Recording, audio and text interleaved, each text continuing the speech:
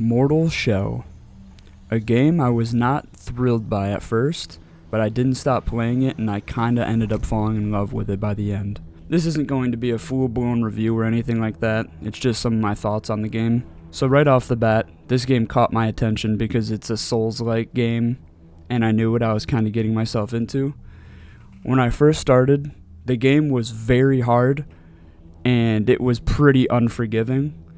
I was slightly confused at first, but just like any Souls game when you first start out, nothing's ever really explained to you except the very basic things that you need to know. One of the very first things I thought was interesting about this game is instead of leveling up your character like you usually do in these RPG games, you use shells. You can find these around the world, and once you find one, it'll be unlocked permanently for you to use whenever you want in the game. They're basically classes for this game. They all have their own unique abilities and different things that you can upgrade with them. They all play completely differently from each other. One thing that this game has that I think only one Souls game has, which is Sekiro, is you do get a second chance when you die. When you get hit with like the final blow that would kill you, you get removed from your shell, and for a split second, you could either run back and retrieve it, and that gives you all your health and abilities back, or you can continue to fight shellless without it, and you're very, very weak. But once you die that second time, whether you get your shell or not, you are going to have to respawn back at the checkpoint. But sometimes that extra life you get is pretty clutch when you're very close to beating a boss and it knocks you out of your shell and you just get that extra second chance to hit it with the one or two attacks that you needed. The combat in this game is very similar to all the Souls game. It has parrying, it's got the rolling, but they left out a very important mechanic, the backstab. There is no backstabbing in this game, which I wish it was. They have a unique mechanic called hardening, which hardens your shell like a stone, and it's basically the block mechanic in this game. So if you don't have enough stamina to roll out of the way, or you know you're not going to be able to hit the parry, you just harden, and their attack hits you as if it was like basically hitting a shield or someone made out of stone. I really wish they would have just had the backstab in this game because I do think it would have made it better. Another interesting thing about this game is there's only 4 melee weapons to choose from. They each have their own abilities, and you can upgrade them all individually. There's only one ranged weapon, and it's pretty wild. It's called a Ballistazooka, and it's like a handheld ballista. That's like this version's game of like a crossbow. I honestly didn't even get it until the very end of my playthrough, so I didn't even use it.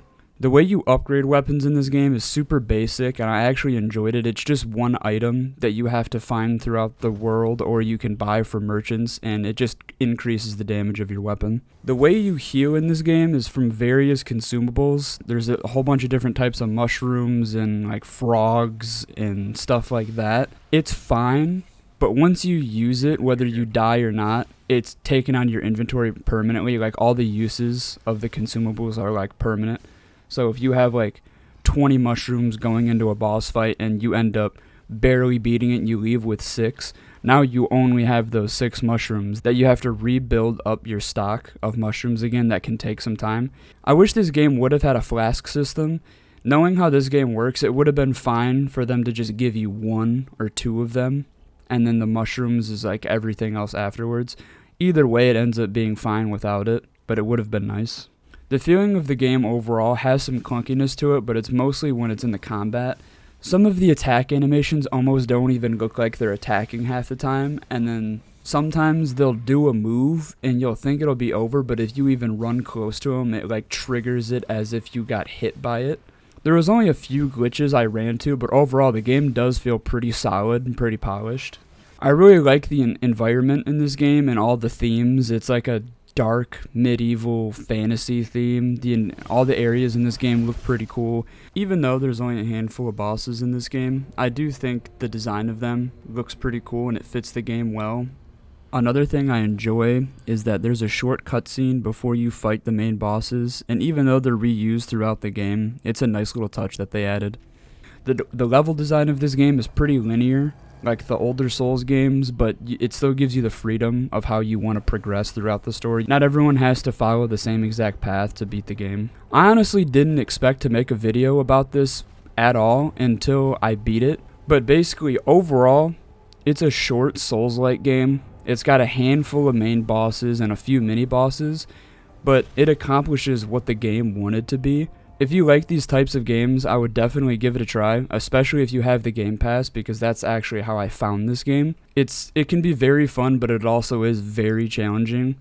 If I had to rate this game, I would probably give it like a solid 7 out of 10, because like I said, it accomplishes what it wants to be, but there's just a few things that they could have done better, or just a few adjustments that they could have changed or added to the game that probably would have made it much better. But anyways, I hope you enjoyed the video. If you end up trying the game out, maybe come back and leave a comment. Don't forget to leave a like and consider subscribing.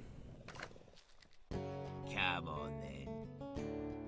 Take a sit and have a drink. We can watch life pass on by.